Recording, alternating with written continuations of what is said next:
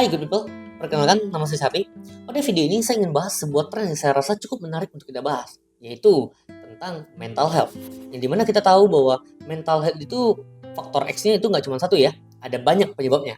Tapi di sini saya akan bahas lebih spesifik, yaitu tentang orang sekitar. Ya, pengaruh dari orang sekitar ini tentunya kita sudah tahu, pastinya orang-orang toksik. Nah, masalahnya kalau kita nonton di video-video inspiratif, video-video motivasi, di baik di Facebook, Instagram, TikTok, YouTube, dan banyak lainnya, jawabannya rata-rata sama, yaitu ya kita sudah tahu bahwa orang-orang toksik ini akan sangat mengganggu mental kita. Nah, solusinya apa? Solusinya ya jauhin aja. Habis itu jaga jarak, udah selesai. Tapi masalahnya tidak berhenti di sana teman-teman. Kita tahu bahwa kita ini manusia, makhluk sosial. Kita itu butuh orang lain.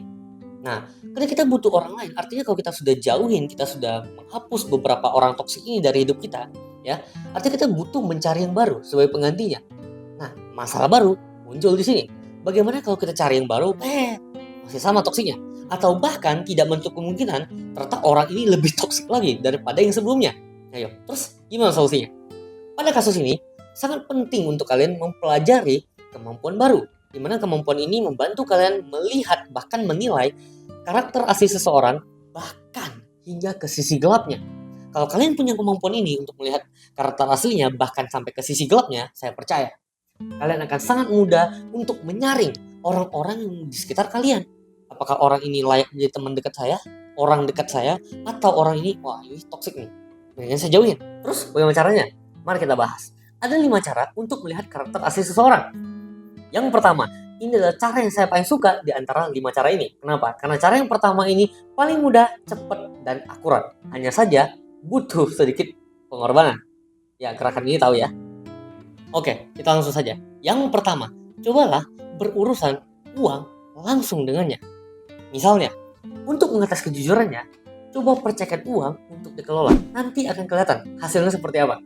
Nah, kalau untuk melihat tanggung jawabnya, coba pinjamkan uang kepadanya. Nanti kelihatan seberapa tepat dia dalam melunasi utang-utangnya. Nah, untuk melihat sifat asli terdalamnya atau akhlaknya, cobalah kalian bekerja sama uang dengannya. Misalnya, kalian buka usaha bersama bisa, atau kalian meminta dirinya menjadi investor. Nah, saya punya sebuah cerita nyata yang saya rasa sangat menarik untuk saya bagikan. Jadi, saya memang kenal 2 orang ini, ya. Si A namanya, saya nggak sebut namanya ya. Ini inisialnya A, ini inisialnya B, ya.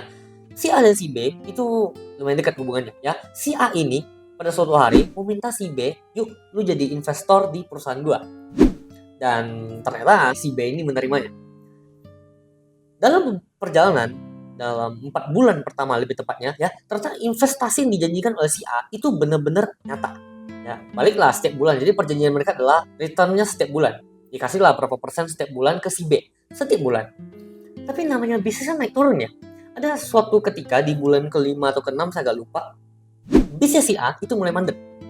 Benar-benar mulai mandek. Akhirnya tidak bisa lagi memberikan returnnya setiap bulan kepada si B. Dan tahu apa reaksi si B? Sangat menarik. Berbagai hal dilakukan. Yang pertama, mulai marah-marah. Ya, marah-marah masih oke lah ya. Yang kedua, mulai terjadi proses pengancaman. Mulai dari proses laporan ke polisi, bahkan menariknya ini sampai terjadi ancaman untuk pembunuhan.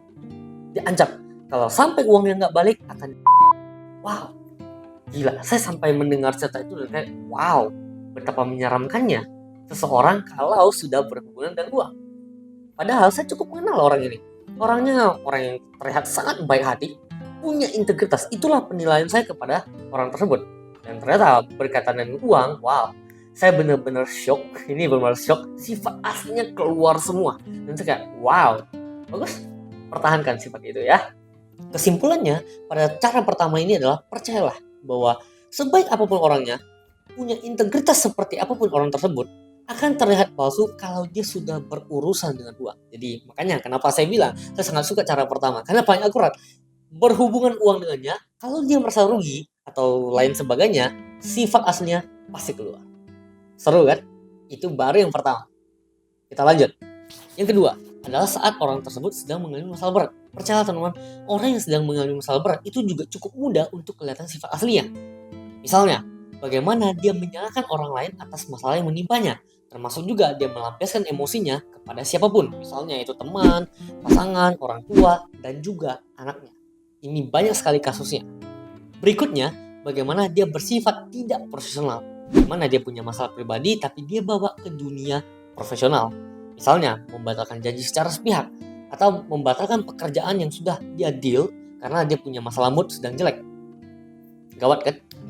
Yang terakhir, mencari teman hanya saat dia butuh sesuatu. Jadi kalau keperluan atau kepentingannya sudah selesai atau sebaliknya kita butuh bantuan dia akan menghilang. Layaknya Avatar. Jadi gampang kan untuk melihat karakter asli seseorang lewat cara yang kedua ini. Lihat aja, kalau dia sedang mengalami masalah berat, sifat asli pun biasanya akan kelihatan di sini. Yang ketiga, bagaimana caranya dia memperlakukan orang lain. Nah, di bagian ini saya pecah menjadi beberapa. Yang pertama adalah ucapannya, seberapa sering dia melukai perasaan orang lain. Mungkin karena kesombongannya, atau karena memang dia memiliki prinsip, ya inilah saya apa adanya. Saya nggak munafik, kalau saya nggak suka saya akan ngomong, kalau saya nggak suka saya pun akan ngomong. Saya nggak perlu menahan diri saya. Pokoknya tampil apa adanya. Banyak kan orang seperti ini? Percayalah, orang yang punya prinsip ini pun sama toksik. Saya akan bahas lebih lanjut di poin nomor 5 nanti. Yang berikutnya adalah tindakannya. Kalau tadi adalah ucapan, sekarang adalah tindakannya. Seberapa sering dia mengambil sebuah keputusan yang hanya mementingkan dirinya sendiri? Seberapa sering dia memaksakan kehendak orang lain demi dirinya sendiri? Intinya adalah dia hanya memanfaatkan orang lain demi dirinya sendiri. Berikutnya adalah ketika dia sedang berada di atas. Biasanya orang yang sedang berada di atas angin ini cenderung sombong. Mungkin karena sedang naik jabatan, bisnisnya sedang melesat tinggi, sedang kebanjiran rezeki misalnya karena warisan misalnya, atau karena sedang membuat sebuah prestasi gemilang. Nah, biasanya orang yang sedang sombong ini akan kelihatan gelagatnya. Dia akan merasa dirinya paling benar, paling pintar, paling hebat, dan lain sebagainya. Nah, akan gampang untuk kita untuk menilai bagaimana caranya dia memandang dan memperlakukan orang lain yang sepantaran apalagi yang di bawah. Kalau yang di atas sih ya nggak perlu ditanya ya. Pasti kan dia akan berusaha untuk berperilaku sebaik mungkin di depan orang yang di atas. Pasti begitu kan biasanya. Yang keempat, dari pola pikirnya. Bagian ini cukup mudah, kalian cukup berpatokan pada dua hal saja. Apakah dia cukup open-minded atau dia close-minded. Kalau open-minded ketika kita sedang membicarakan sebuah topik, dia akan memposisikan dirinya sebagai orang yang mau belajar. Dimana dia bisa menerima gagasan baru, ide baru, saran baru, masukan, dan lain sebagainya. Dia akan terima dengan lapang dada. Tapi kalau orang close-minded, even dia terbukti salah sekalipun, sudah terbukti salah, dia tetap orang yang paling pintar, paling hebat, dan paling benar. Jadi apapun yang akan kita katakan kepadanya, walaupun dalam bentuk saran dan dalam bentuk komunikasi yang baik dan sopan sekalipun, semuanya akan mental. Jadi saran saya, kalau kalian sampai menemui sebuah kondisi di mana kalian berdebat dengan orang yang close-minded, saran saya di stop. Karena kalian pasti kalah. Karena dia paling hebat. Kalian tuh gak ada apa-apanya loh dia. Paham? Yang kelima, yaitu prinsip hidup. Nah, prinsip hidup itu kan ada banyak teman-teman ya. Ada puluhan, ratusan, bahkan mungkin ribuan. Oleh karena itu, dengan waktu yang terbatas, saya cuma akan bahas dua aja. Yang pertama, adalah orang yang punya prinsip. Inilah saya apa adanya. Saya tidak mau menjadi orang munafik. Percayalah teman-teman, orang yang punya prinsip ini, kemungkinan besar dia itu orang yang toksik. Kenapa? Karena dia akan mengucapkan sesuatu tanpa memikirkan atau mempertimbangkan perasaan orang lain. Jika ketemu dengan orang yang dia tidak suka, dia akan langsung ngomongin di saat itu juga. Tidak melihat momentum, tidak melihat kondisi, dan lain sebagainya.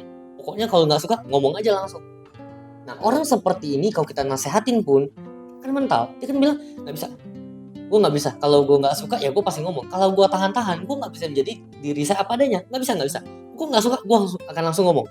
Nah, orang seperti ini, hati-hati. Saya udah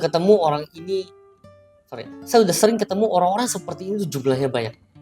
Yang paling berbahaya dari prinsip apa adanya biasanya adalah tipikal orang yang sering nyetatus di media sosial. Itulah saya apa adanya. Kalau saya nggak suka, saya nyetatus. Saya akan ngomong, saya akan ungkapkan ekspresi perasaan saya semuanya. Saya tumpahkan tanpa munafik. Nah, orang kayak gini yang harus hati-hati ya. Berbahaya orang seperti ini. Beda cerita kalau dia apa adanya itu dalam bentuk tindakan. Misalnya, tindakan positif ya. Misalnya, ya tampil apa adanya tapi tetap sopan. Tidak menyakiti perasaan orang lain. Kok tidak ada kaitannya dengan orang lain, maka prinsip itu masih dibenarkan. Yang kedua, ya prinsip ini saya agak susah sebutinnya ya, agak berat ya, tapi mau nggak mau, yaitu orang-orang yang punya prinsip hanya mengejar surgawi atau dunia akhirat. Saya tidak akan jelaskan ini lebih detail karena saya akan jelaskan di beberapa video ke depan. Tapi yang pasti, ketika teman-teman sudah mendengar akan hal ini, kalian bisa buktikan sendiri besoknya. Coba perhatikan orang-orang yang punya prinsip seperti ini dan kalian coba buktikan sendiri. Apakah benar apa yang saya katakan bahwa mereka itu orang-orang yang toksik? Buktikan aja. Nah, kalau udah kebukti, coba komen di bawah ya. Saya pengen tahu. Oke teman-teman, itulah 5 cara untuk melihat karakter asli seseorang, bahkan hingga ke sisi gelapnya. Semoga konten ini membantu teman-teman dalam menyaring orang-orang yang layak menjadi orang dekat maupun sebaliknya. Tapi perlu diingat bahwa apapun yang saya bahas hari ini jangan ditelan bulat-bulat. Karena satu kejadian dengan satu faktor X yang berbeda akan mempengaruhi pengambilan keputusan. Jadi belajar lebih bijak, belajar lebih banyak untuk memperhatikan kondisi orang lain. Oh ya, satu lagi. Teknik ini kalau kalian kuasai itu akan sangat membantu kalian, terutama dalam mencari pasangan hidup. Karena kalian bisa menilai karakternya seperti apa. Kalau karakternya cocok, berkualitas, langsung sikat. Oke? Itu saja. Semoga konten ini bermanfaat untuk teman-teman semua. Sampai ketemu di video berikutnya. Salam good people.